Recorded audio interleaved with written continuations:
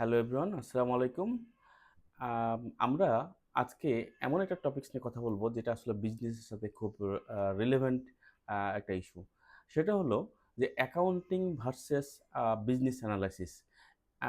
অনেকে বলে যে অ্যাকাউন্টিংয়ের যে পার্সপেক্টিভটা আছে সেটা বিজনেসের সাথে যে অ্যালাইনমেন্টটা থাকে সেটা শুধু সংখ্যার সাথেই রিলেভেন্ট। বাট ফাইন্যান্সিয়াল রিপোর্ট যারা অ্যানালাইসিস করে তারা রিপোর্ট কিন্তু যদি স্টোরি না বলে তাহলে কিন্তু ওই রিপোর্টটার সঙ্গে অবশ্যই যথেষ্ট পরিমাণে গ্যাপ রয়েছে বলে প্রতীয়মান হয়। এবং আপনি খেয়াল করে দেখুন যে যখন কোনো সংখ্যার পিছনে গল্প থাকে নকশি কাঁথার মতো, তখন কিন্তু এটার পিছনে যে বিজনেসটা বিল্ড হয় সেটা কিন্তু একটা ইনসাইটফুল বিজনেস হিসেবে বা ফুল রিপোর্ট হিসেবে কিন্তু দেখা যায়। সো আমরা আজকে দেখব accounting analysis versus the business analysis মূলত। এবং এখানে স্মার্ট এক্সিকিউটিভ যারা বা স্মার্ট ফাইন্যান্সিয়াল এক্সিকিউটিভ যারা থাকেন তারা নাম্বারের পিছনে স্টোরি খোঁজার চেষ্টা করেন। এবং বরাবরের মতো আমি মোহাম্মদ মেজবারুল হোসেন। আজকে যে ভিডিওটি আমরা তৈরি করতে যাচ্ছি বা দেখতে যাচ্ছি যাদের জন্য এটা প্রযোজ্য হবে, যারা বিজনেস এন্টারপ্রেনিউর বা business owner, financial profession, student এবং ফিউচার লিডারদের জন্য। আমরা অনেক সময় দেখি যে ফাইন্যান্সিয়াল রিপোর্ট ঠিক থাকে এবং অ্যাকাউন্টিং ব্যালেন্সও ঠিক থাকে, অডিটও আলসো রিপোর্টিং হয়ে যায়, কিন্তু বিজনেস পারফর্মিং ঠিকভাবে করে না। ওয়াই? এই কোশ্চেনের অ্যান্সার খোঁজার জন্যই মূলত বিজনেস অ্যানালাইসিসটা শুরু হয়।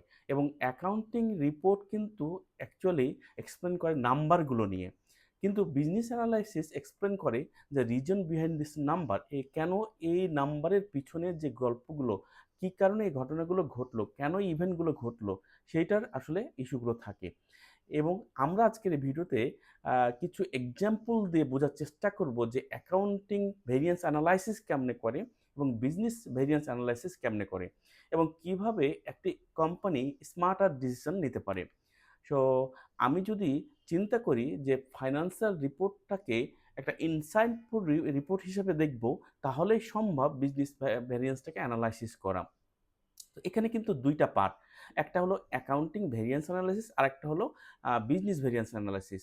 তো অ্যাকাউন্টিং যে ভেরিয়েন্স অ্যানালাইসিস আছে সেটা কিন্তু এরর ফাইন্ডিং এর ক্ষেত্রে ফোকাস বেশি থাকে। আবার এটা কিন্তু পিরিয়ড ক্লোজ হওয়ার সাথে সাথেই দেখা গেল যে এটাকে আল্টিমেট রিপোর্টিং পর্যায়ে নিয়ে আসতে হয়।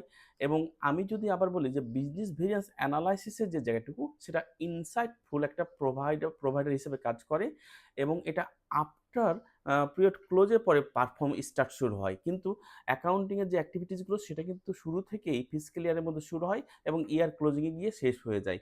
আর যেখানে শেষ হয় সেখানে বিজনেস ভেরিয়েন্সের বা বিজনেস যেটা অ্যানালিসিস সেটা শুরু হয়। সো আমি যদি বলি যে ফাইন্যান্সিয়াল রিপোর্টিংয়ের যে ২ টা পার্ট, ২ টা ইস্যু থাকে সেটা কিন্তু এই অ্যাকাউন্টিং অ্যানালাইসিস এবং বিজনেস অ্যানালাইসিসের সাথে ইনভলভ হয়ে থাকে। সো ধরুন একটা কোম্পানিতে হঠাৎ করে 20% স্যালারি বেড়ে গেছে। কিন্তু অ্যাকাউন্টিং এর রিপোর্টে কিন্তু আল্টিমেটলি শো করে যে এখানে লাস্ট মান্থের সাথে কম্পেয়ার করার সময় দেখা হয় যে এখানে হয়তোবা নতুন কোনো এমপ্লয়ি অ্যাডিশন হয়েছে, অথবা কোনো এমপ্লয়ি প্রমোশন হয়েছে, অথবা ওভারটাইম বিল বেশি দেওয়া হয়েছে, অথবা দেখা গেল যে ক্যালকুলেশনে ভুল থাকতে পারে। কিন্তু অ্যাকাউন্টিং যে রিপোর্টে থাকে শুধুমাত্র নাম্বার চেঞ্জিং এর ক্ষেত্রেই কিন্তু অ্যাক্টিভিটিস গুলো করে থাকে। কিন্তু বিজনেস লিডার বা বিজনেস ওনাররা আরো বেশি জানতে চান, বা স্টেক হোল্ডার যারা আছেন তারা কিন্তু আরো বেশি জানতে চান যে what is the cause the changes, এই চেঞ্জেসটা কেন হলো। এইটার পিছনেই তখন থেকেই শুরু হয় যে অ্যাকাউন্টিং অ্যানালিসিস ভার্সেস বিজনেস অ্যানালাইসিসের কাজ। সো আপনারা বুঝতে পারতেছেন যে ২ টা পারসেপশন, এই পারসেপশনটাকে আল্টিমেটলি আমাদের যে হলো বিজনেসের যে ইনসাইটফুল জায়গাগুলো প্লাস অ্যাকাউন্টিং এর যে অ্যাক্টিভিটিসগুলো শুরু হয়। এবং আমরা যদি দেখি, খেয়াল করে দেখি, এর আগেও আমরা স্লাইডলি বোঝার চেষ্টা করেছি যে অ্যাকাউন্টিং এর যে অ্যাক্টিভিটিসগুলো সেটা হলো মান বা ইয়ার ক্লোজিং হলেই আল্টিমেটলি শুরু হয় তাদের অবস্থানটা। এবং এবং পেরোল ইনক্রিজ হয়েছে 10% অথবা 20%। তাহলে এই 20% কোথা থেকে পেলো? তাহলে লাস্ট মান্থের যে অবস্থানটা ছিল এবং এবং তার প্রিভিয়াস মান্থের যে অবস্থানটা ছিল সেটাকে ক্যালকুলেশন করার পর ডিফার করার পরেই কিন্তু বের হয়েছে। এরপর বের হওয়ার পরে কি হয়েছে যে ২ জন নতুন এমপ্লয়ি হয়তো হায়ার করা হয়েছে। তাহলে রিপোর্ট কিন্তু এখানে কমপ্লিট হয়ে যায়। এবং এখানে কিন্তু কোশ্চিনটা শেষ হয়ে যায় না, এখানে কিন্তু আস্কিংটা শেষ হয়ে যায় না। তাহলে কেন আমি ২ জনকে হায়ার করলাম? এবং এখানেই শুরু হয় ইনভেস্টিগেশনের ইস্যুগুলো। এবং রেজাল্ট হয়তোবা এরকম হতে পারে যে কোনো কারণবশত এমপ্লয়িটা নেওয়া হচ্ছে রেভিনিউ টার্গেটকে অ্যাচিভ করার জন্য সেলস টিমের ২ জন হায়ার করা হয়েছে এবং নিউ মার্কেটের অথবা এন্ট্রির জন্য নতুন সেলস টিমের নেওয়া হয়েছে। তাহলে খেয়াল করে দেখুন, তাহলে এখানে অ্যাকাউন্টিংয়ের যে জায়গাটুকু বা কমেন্টসে থাকে কি স্যালারি আল্টিমেটলি ইনক্রিজ হয়েছে ডিউ টু দ্য ২ জন নতুন হায়ার করার কারণে। কিন্তু বিজনেস ইনসাইটফুলে যদি আমি দেখি যে সেলস ডিপার্টমেন্টের এক্সপ্যান্ডেড করার জন্য তাদের যে সাপোর্ট প্রজেক্টের রেভিনিউ গ্রোথ তাদের যে বাড়াতে হবে বা টার্গেট অ্যাচিভ করতে হবে সেটার কারণেই কিন্তু আলটিমেটলি ২ জন নতুনভাবে হায়ার করা হয়েছে। খেয়াল করে দেখুন নাম্বার কিন্তু একই কিন্তু ডিফারেন্ট মিনিং। অর্থাৎ আমি এক জায়গাতে দেখতেছি কি যে ২ জন হায়ার করা হয়েছে, আরেক জায়গাতে দেখতেছি কি আমার বিজনেস বাড়ানোর জন্য যে সমস্ত বা বিজনেস রেভিনিউ জেনারেশনের জন্য যে সমস্ত জায়গাগুলো থাকে সেগুলো কিন্তু আলটিমেটলি ক্রিয়েট হয়েছে। সো আবার যদি আমি আরেকটু পরিষ্কারভাবে বলি এভাবে যে অ্যাকাউন্টিং ভেরিয়েন্স অ্যানালাইসিসটা হয় যে ফাইন্ডিং দ্য অ্যাকাউন্টিং ইরর, আবার দেখা হলো আইডেন্টিফাই মিস যে অ্যাকুরালগুলো থাকে সেগুলো হতে পারে, detect the double book keeping এর ক্ষেত্রেও ঘটনাগুলো ঘটতে পারে, ইনশিওর দ্য ক্যালকুলেশন ইন্টিগ্রিটির ক্ষেত্রেও হতে পারে। সো এটা কিন্তু যে টাইমিংটা থাকে টাইমিংটা হলো বিফোর পিরিয়ডের যে ক্লোজটা থাকে যে এই ডেট এন্ড হলো সেটার অ্যাক্টিভিটিসগুলো নিয়েই ঘটনাগুলো ক্যারি আউট করা হয় এবং এটার অডিয়েন্স বা এটা হলো ইউজার যারা তারা হলো অনেক সময় কন্ট্রোলার থাকে, তারা অ্যাকাউন্টিং টিমের মেম্বার হতে পারে, তারা ফাইন্যান্স টিমের মেম্বার হতে পারে বা সিওপো হতে পারে এবং তাদের মেন ফোকাসটাই থাকে ডাটা অ্যাকুরেসির ক্ষেত্রে। তারা ডাটা কিভাবে অ্যাকুরেসিটা করবে। আর বিজনেস ভেরিয়েন্স অ্যানালিসিসের ক্ষেত্রে যদি আমি দেখি যে প্রোভাইড বিজনেস ইনসাইট তারা প্রোভাইড করতেছে, আবার এক্সপ্লেন দ্য অপারেটিং ড্রাইভসটা তারা হলো করতেছে, আবার দেখা গেল যে compare to result with that budget এবং সাপোর্ট স্ট্র্যাটেজিক যে জায়গাগুলো ডিসিশনগুলো থাকে সেগুলো নিয়ে কাজ করতেছে। আর এটার টাইমিংটা কখন হয়? আফটার পিরিয়ড ক্লোজ হওয়ার পরে তাদের অ্যাক্টিভিটিসগুলো শুরু হয়। তাহলে খেয়াল করে দেখুন, এই ডাটাগুলো আসলে কারা ইউজ করে? একজন সিইও ইউজ করতে পারে, একজন সিওপি ইউজ করতে পারে, একজন বোর্ড অফ ডাইরেক্টর করতে পারে, একজন ইনভেস্টর করতে পারে।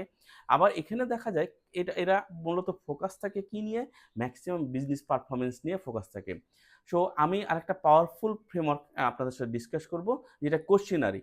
অ্যাকাউন্টিং অ্যানালিসিসের করে কোশ্চেনগুলো হতে পারে is the number is correct, তারপরে any missing accruals, any accounting error. কিন্তু বিজনেস অ্যানালিসিসের কোশ্চেনগুলো কি হতে পারে? হোয়াই ডিড ইট হ্যাপেন, কেন এটা হয়েছে?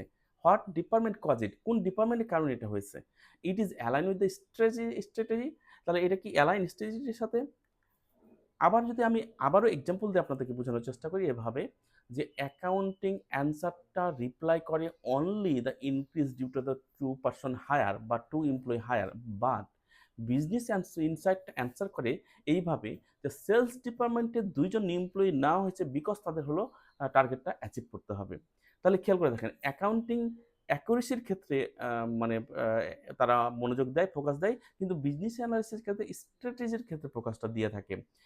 আমি যদি আরেকটা এক্সাম্পল দিয়ে বলি যে সেলস কমিশন অ্যাকুরাল, অর্থাৎ মানে আমি সেলস করেছি, সেলস কমিশনটা অ্যাকুরাল হিসাবে ক্রিয়েট হয়েছে, কিন্তু অ্যাকাউন্টিং ট্রিটমেন্ট অনুযায়ী সেলস কমিশন অ্যাকুরাল ইনক্রিজ হতে পারে, বাট এখানেই ফাইন্যান্স টিম আসলে তাদের অ্যাক্টিভিটিস স্টপ করে ফেলে। বাট বিজনেস অ্যানালাইসিসটা তারা একটু ডিপার ডাউন করে কিভাবে, যে did team sales team his target কি অ্যাচিভ করেছে, আবার রেভিনিউ গ্রোথ কত হয়েছে, বা সেলস কমিশন পাওয়ার ক্ষেত্রে পলিসিগুলো কি কি ট্রিগার করা হয়েছিল। সো রেজাল্ট কিন্তু খেয়াল করে দেখুন বিজনেস ইনসাইটের ক্ষেত্রে যে সেলস কমিশন হয়তো বা ইনক্রিজ করা হয়েছে অ্যাকাউন্টিং রিপোর্টে, কিন্তু সেলস কমিশন বিজনেস ইনসাইট রিপোর্টে দেখানো হচ্ছে যে রেভিনিউ এক্সেড টার্গেট 50% ক্রস করার জন্য সেলস কমিশনকে অ্যাকুরাল করা হয়েছে। খেয়াল করে দেখছেন যে কতটুকু ডিপ ডাউন করার জায়গাগুলো থাকে। Now management understand number is a successful signal. So আমরা যদি কোম্পানির অ্যাকাউন্টিং রিপোর্টগুলো দেখে তার নাম্বারগুলো দেখে কিন্তু বিজনেস অ্যানালাইসিস ব্যবহার করতে না পারি, তাহলে সেটাই শুধুমাত্র অ্যাকাউন্টিং রিপোর্টের মধ্যে সীমাবদ্ধ থেকে যাবে, তাহলে কিন্তু সেখানে ফিউচার দেখা যাবে না। বাট নাম্বারগুলো অ্যানালাইসিস করার ফলে যদি বিজনেস অ্যানালাইসিসের মাধ্যমে আমরা যদি দেখার চেষ্টা করি তাহলে ফিউচারটা আমরা দেখতে পারবো very much clear and very much আমি বলবো কনসাইজ। বাট আমাদের এখানে যে জায়গাগুলো থাকে যে এই ধরনের ইস্যুতে কি কি বেনিফিট পাওয়া যেতে পারে, বেনিফিটগুলো হতে পারে বেটার স্ট্র্যাটেজিক ডিসিশন, বেনিফিটগুলো হতে পারে স্ট্রং ফাইন্যান্সিয়াল স্টোরি টেলিং, হতে পারে better communication with the investor, smarter business growth, এই কারণে মডার্ন যারা আছেন বা ফাইন্যান্স পারসন আছেন, এক্সপার্ট আছেন, তারা শুধুই মাত্র অ্যাজ এ অ্যাকাউন্ট্যান্ট হিসাবে কাজ করেন না, তারা কিন্তু বিজনেস স্ট্র্যাটেজিক হিসাবেও কাজ করেন। আমি যদি গ্লোবাল কোম্পানিগুলোর কথা ধরি, অ্যামাজন, টেসলা, গুগল, তো সবাই কিন্তু ফাইন্যান্সিয়াল ডাটা ব্যবহার করে। কিন্তু তারা শুধু ফাইন্যান্সিয়াল ডাটা ব্যবহার রিপোর্টিং এর জন্য ব্যবহার করে না, তারা হলো স্ট্র্যাটেজিক ডিসিশন মেক করার জন্যও ব্যবহার করে। তো ফাইন্যান্স টিম ইভলভ করছে শুধুমাত্র নাম্বার রিপোর্টিং এর ক্ষেত্রে from and to business intelligence এর ক্ষেত্রে। এটাই হলো ফিউচার ফাইন্যান্স। সো আমরা প্রায় শেষের পথে। আপনি যদি একজন অ্যাকাউন্টেন্ট হন, ফাইন্যান্স প্রফেশনাল হন বা বিজনেস ওনার হন বা স্টুডেন্ট হন বা ফাইন্যান্সিয়াল ইস্যু নিয়ে যদি লার্ন করতে চান, তাহলে শুধু অ্যাকাউন্টিং শিখলেই হবে না। আপনাকে শিখতে হবে এর পিছনে বিজনেস থিঙ্কিংগুলো, ফাইন্যান্সিয়াল স্টোরিটেলিংগুলো, স্ট্র্যাটেজিক অ্যানালাইসিসগুলো। কারণ future belong to the story behind number. অতএব আপনাদের যদি এই ভিডিওটি ভালো লাগে তবে অবশ্যই লাইক, কমেন্টস ও শেয়ার করতে করবেন অবশ্যই। এবং আমরা যেটা জানানোর যে চেষ্টা করি যে ফাইন্যান্সের বিষয়ে, বিজনেস স্ট্র্যাটেজির বিষয়ে, এন্টারপ্রেনিউরশিপ বিষয়ে, প্রফেশনাল গ্রোথের ব্যাপারে। So number report the past and analysis shape is the future. So আপনাকে পরবর্তী ভিডিও দেখার জন্য অনুরোধ রইল। ধন্যবাদ সবাইকে।